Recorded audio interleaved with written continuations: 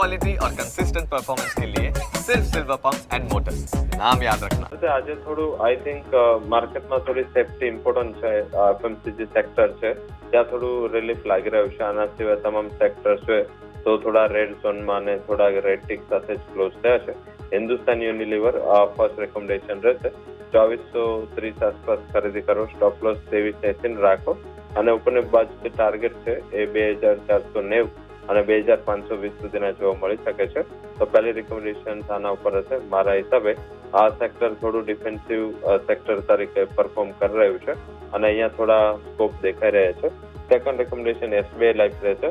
SBI લાઈફમાં આજે થોડું કન્સોલિડેશન છે, ઓલ ઓવર પરિસ્થિતિ ત્યાં પોઝિટિવ છે અને આઈ થિંક એનું સેકન્ડ રીઝન એ પણ છે કે જે લાઈફ ઇન્સ્યોરન્સના ડેટામાં ઘણા મહિનાઓ પછી એસબીઆઈ લાઈફે આઉટ પરફોર્મન્સ બતાવ્યું છે.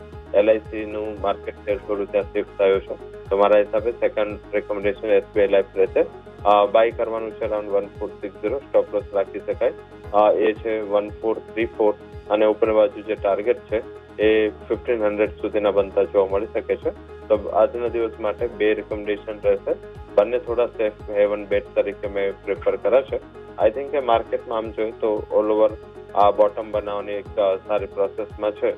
કદાચ જીઓ સિલેક્શનમાં જે માર્કેટનો આવ હતો, ફિયર હતો ને જે હવે હજી પણ આપણે ડિસ્કાઉન્ટ કર્યું છે 20 તારીખ પછી મારા હિસાબે એક સારું રિવર્સલની આશા રાખવી.